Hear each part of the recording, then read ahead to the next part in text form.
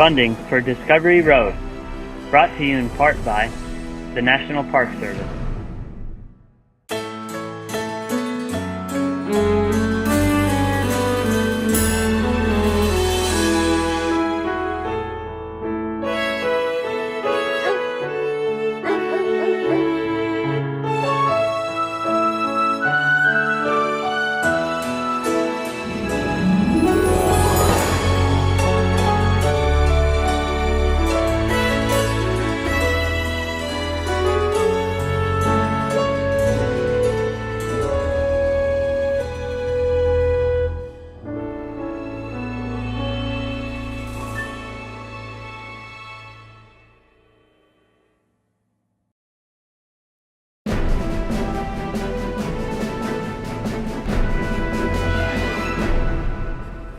Hello again, everyone. Welcome to another edition of Discovery Road. I'm James Nelson. In this episode, pioneer stories, Mormon heritage, military history, and World War II.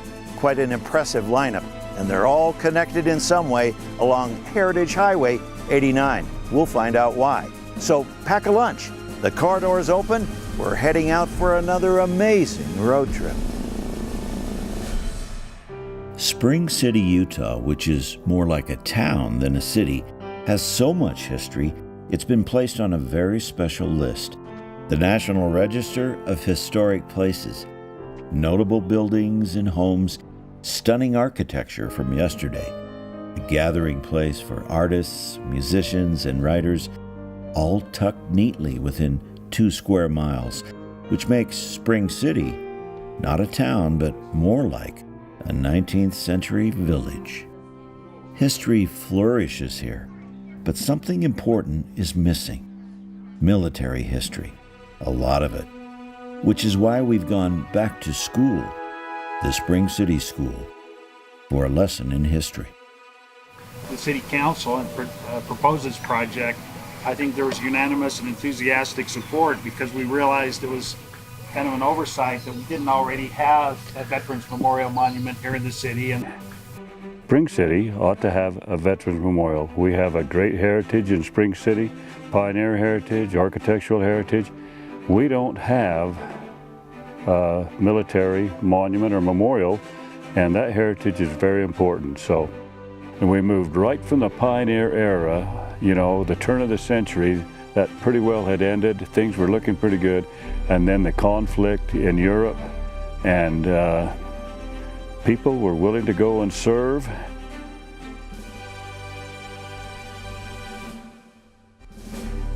Well, I went to that school. I grew up here in Spring City, so I did attend school there. And I think that was the only place to put the memorial because of all those reasons. We always wanted it there. Well, there was no question that's where we wanted to put it, because of the heritage that's there, and because those people should be remembered. They went to that school. They helped build that school. That's why it should be there. It should be there because they need to be remembered for what they did. Independence Day 2018 in Mount Pleasant, Utah. Patriotism and freedom floating in the air. Lots of kids and candy, some horsing around. Oh yes, let the band play on. A wee bit of dancing in the street. And there we are, on Main Street in our 1977 Mercury Cougar. And right behind us there, a reminder of the military story we're searching for.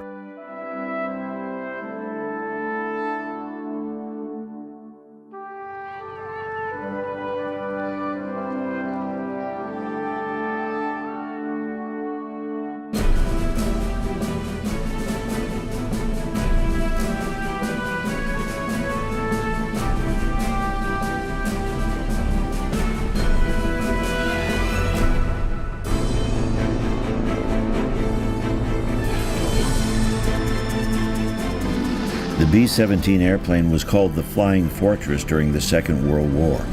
There's just a few left flying today, and yes, they're big attractions. The Madras Maiden is shuttled from city to city all across America, letting the public get a closer look at a real B-17 warplane.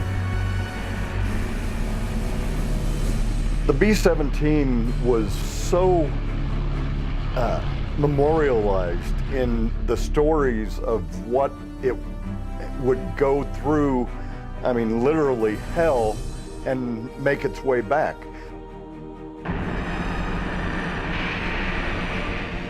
Richard Stuckey, originally from Cedar City, Utah, was a B-17 flight instructor during World War II. He spent many hours training soldiers on how to fly the plane. So he was right at home in the Madras Maiden when it made a stop in Utah. We get to see veterans almost every weekend. Unfortunately, they're getting older and older, so we're losing more and more of them. But they always walk up, they've got a tear in their eyes. Sometimes it's a happy tear, remembering that them and their crew had gotten back safely from the war. And others break down in tears because they remember they were the sole survivor of their crew. And he was the only one to come back and tell their story. Surrounded by friends and family on his 100th birthday, World War II veteran Richard Stuckey offered a salute to his ancestors who crossed the plains in handcarts and wagons a long time ago, and then a special salute to all who have served in war since. I appreciate the efforts they had going in the handcarts, and then I appreciate the efforts of this whole nation to bond together to fight the war. I think that was great. Another member of the B-17 Club, George Sawyer. He joined the U.S. Army Air Force at age 18. It wasn't long before he found himself working on military aircraft and advanced training on the B-17. One of the main things that we did was on the B-17 at Hobbs, New Mexico, was to take the propellers off and put them back on again. And then we revved up the engines every day. And when the engines were going full force, we feathered the engines. This was the purpose to be sure that the feathering mechanism worked. And when it comes to heritage, George Sawyer has a pretty big connection to Utah history. Brigham Young's daughter was my great-grandmother. From the air, you can see how the Burriston Ponds look today, a gentle place right in the middle of the state. And down below, we find a fishing and camping spot, an old-fashioned swimming hole. But deep in the history books, we discover lots of important heritage tied to this place. In 1776, the Escalante expedition used it as a stopover encampment. In later years, Chief Blackhawk and Chief Walker pitched their tents here and prepared for war. In 1865, the R.J. Burriston family settled here and ran a cattle operation. The Burriston heritage traces back to Worcester, England, then across the plains with other Mormons. Over time, cattle owned by the Mormons and managed by the Burristons ensured funding for the church's colonies in Arizona. In 1901, Burriston gifted the pond to the state of Utah, and many years later, a young Floyd Burriston would fish for trout in the ponds and no doubt go swimming in the warm waters. One day, Floyd Burriston would grow up and fly away to be a World War II B-17 waist gunner. This is Floyd Burriston's military uniform. These are some of the pictures related to him during World War II, some of his medals. He flew 31 missions over Germany, and we've been very proud of him, and he's just passed on at the age of 95. Floyd Burriston was in the 8th Air Corps 379th Bomber Group, aboard the B-17 named Scotch and Soda, smack dab in the middle of many heated, dangerous battles. He was highly decorated for his service. He was always humble about it. They flew 31 missions total over Germany. They were knocked out of formation. He called shot down, but they were knocked out of formation 4 different times. And by the grace of God and a good airplane and some great members and the pilot, they managed to get back every time. And they'd get up on the ground and look at the plane and just shake their heads in wonderment how they ever got back, because there were so many holes in the plane. Head-shaking, remarkable stories of survival can be traced back to one of Floyd's great-grandmothers who crossed the plains in a handcart. Tough pioneer stock. And talk about patriotism in the family. Not only did Floyd serve in World War II, so did his brothers. 5 brothers out of tiny Goshen, Utah, served in the military during World War II. They all survived and came home, so to speak, to the Golden Pond serenity of where it all started, Burriston Ponds.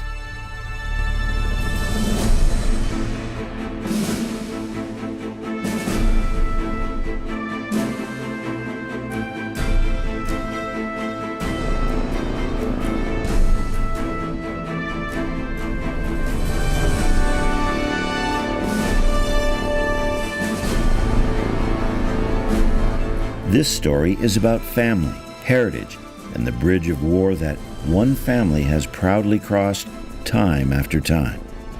Rafael Reyes Sr. entered World War II following in the family footsteps. Well, I was inducted in the Army in 1943 to 1946. And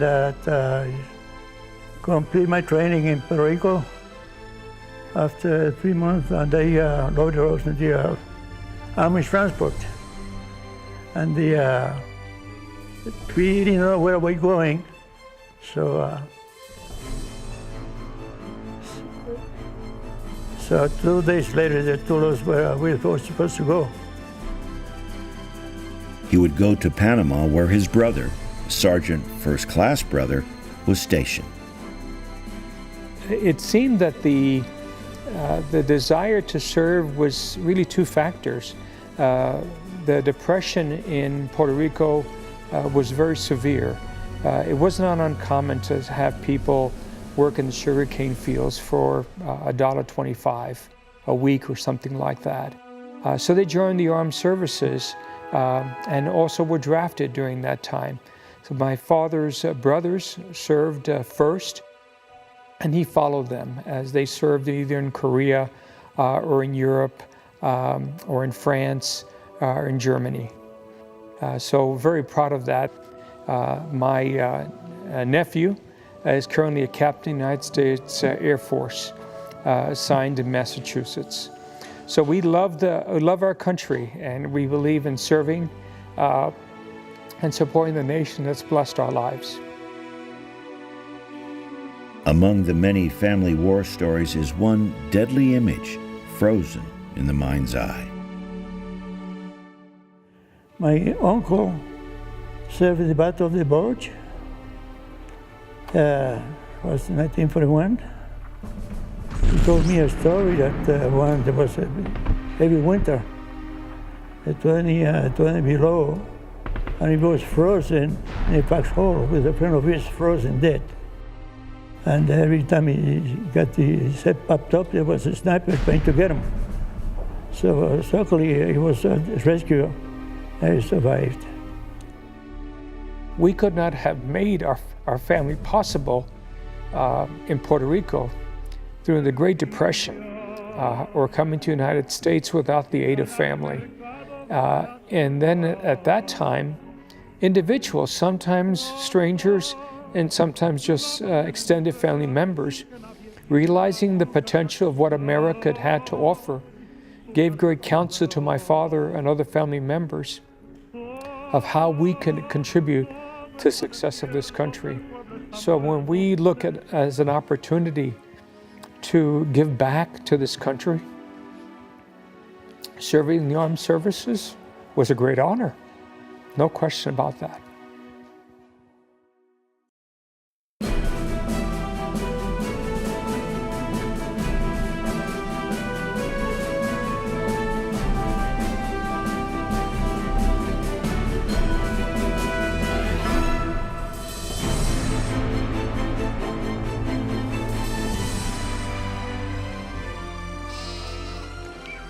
The sheep story in the Sanpete Valley of Utah is a wonderful history. That's how we found out about Lavore Taylor, who sheared a world record 500,000 sheep during his lifetime. And that feat led us to his son, Zane Taylor, seen here riding his pony.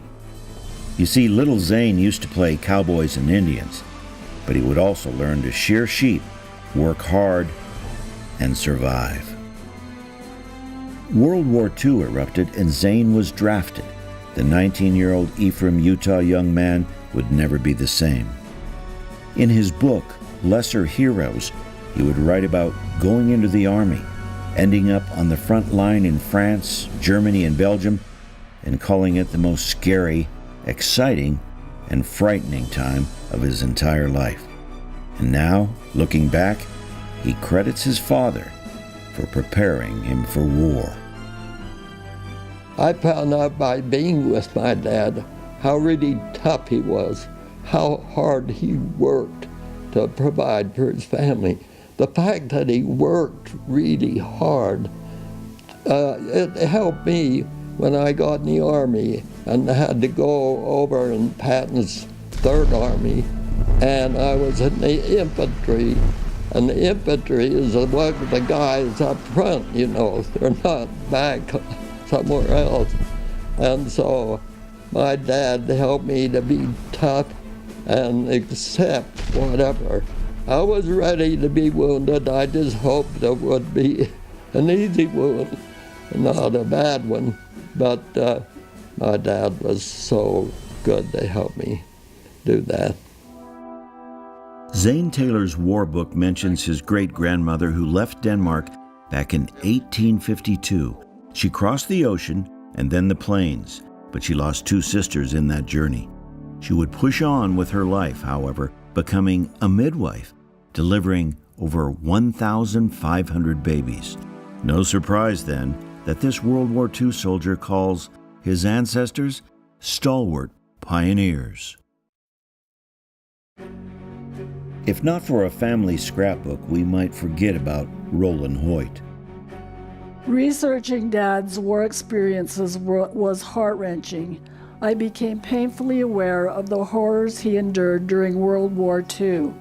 I also came to realize how different our cushy lives could have been if not for the brave, valiant men and women willing to endure those horrors. I am so proud of my father. Roland Hoyt's story begins as a curly-headed boy in Orderville, Utah, then Alton, Utah, and before long, World War II and horror. My father told of just before the Battle of the Bulge, he was with a group of 5 soldiers on a small hill, and a shell hit, and he was completely buried. He thought possibly he'd lost his legs. But when he finally dug out from the dirt, he was relieved to find out that he still had his leg. But all of the other 4 men that were with him were killed that day. And from a hospital bed, Roland Hoyt penned a note of gratitude, a letter to the people back home in Alton, Utah. Last night, after everything was quiet, I did a lot of thinking, and I was astonished at the number of things I have to be thankful for, because at times over here it seems as though everything is against you. I have found out that no matter how tough things are, or how scared I become, I can pray and find a great amount of comfort. Don Jardine says he tried to forget the awfulness of World War II, but he still has nightmares about it. So his book, titled Combat Marine at 17, takes us on his journey as best as he can tell it. Like the job he had as combat swimming instructor deep in the South Pacific Ocean. They said, you'll go to the entrance to an enemy harbor by submarine. In the middle of the night, 3:30 or 4 o'clock in the morning, you will carry a limpet mine with very high explosives. You'll swim into that enemy harbor underwater as much as possible to avoid detection. You select the ship that you want to sink. It shows here you could attach it to a submarine or a ship, a large ship. Here it shows the limpet mine exploding on the outside of the hull of a large ship. Then it explains how, when that explodes, it cuts the ship in half, and both ends go down to the bottom of the ocean. Gourdin had learned to swim in the canals in Idaho and in the swift currents of the Snake River there. So perhaps it was destiny that his war story would be distilled deep in the ocean water. So I looked up and I quickly identified a Japanese two-man submarine like they had at Pearl Harbor on December the 7th, 1941. They were widely publicized. A lot of people had seen them.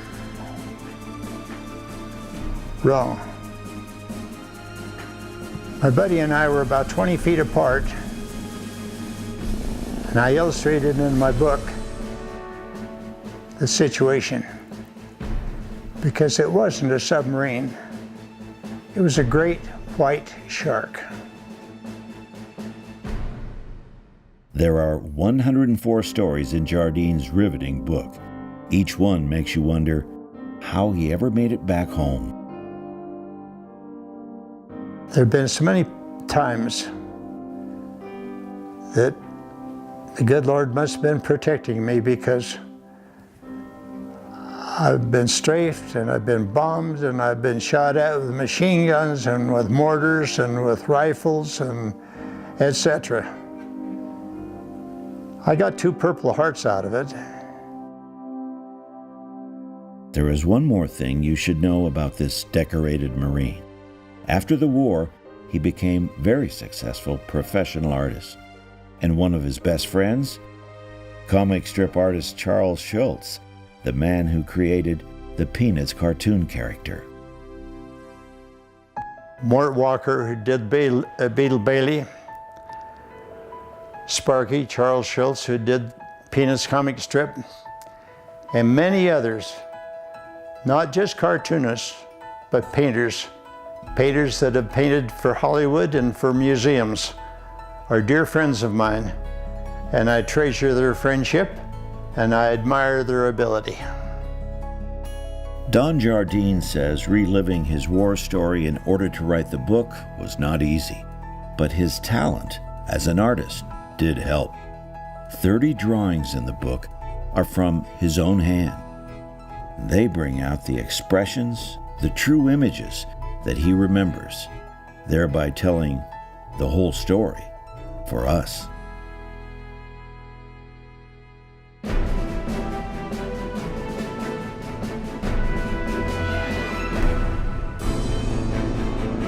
In these photographs, you can see the fresh faces of bravery, courage, and dignity, sharp and ready soldiers poised for war.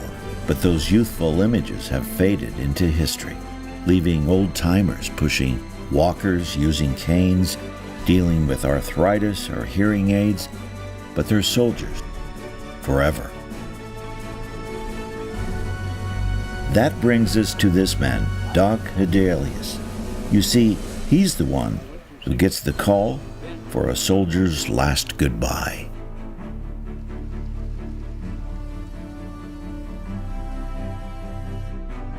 Good morning, everyone. Good morning. Manners.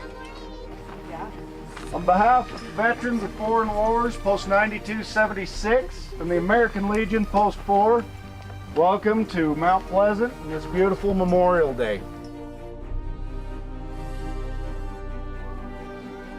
I know one day they just handed me the trumpet, and then they've never taken it back. And I enjoy doing it, I really do, because I feel it's an honor.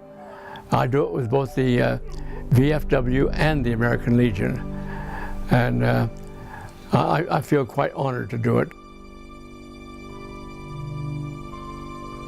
Doc's great-grandparents crossed the plains and were part of early pioneer settlements out west. He's very proud of that heritage, and he's proud of his service in the U.S. Navy.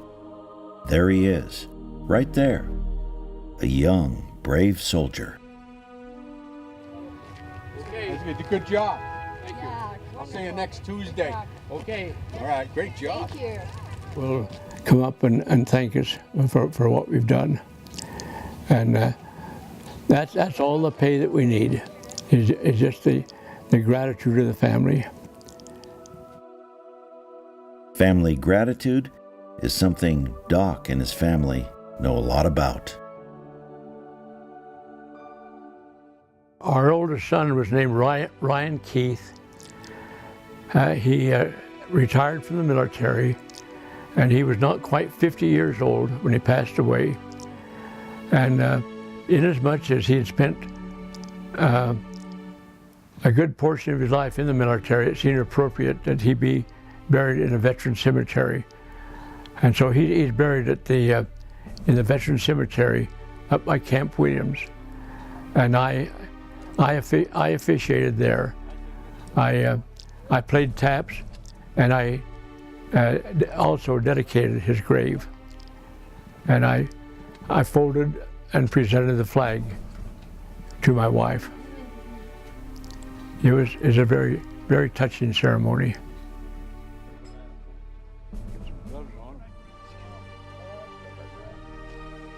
And there he is again.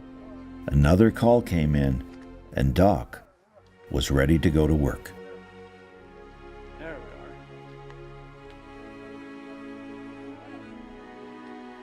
we are. Baker? Oh yeah.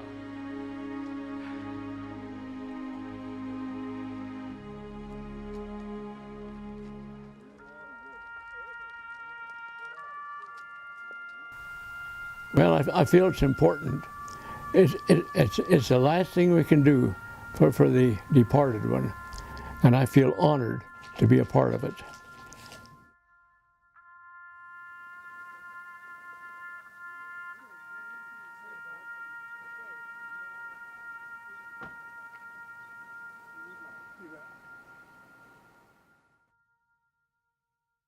From the Mormon Battalion to the fading veterans of World War II, what an incredible heritage war story, steeped with dignity, forged with courage, and deserving of a salute from all of us. I'm James Nelson. We'll see you next time out here on Discovery Road.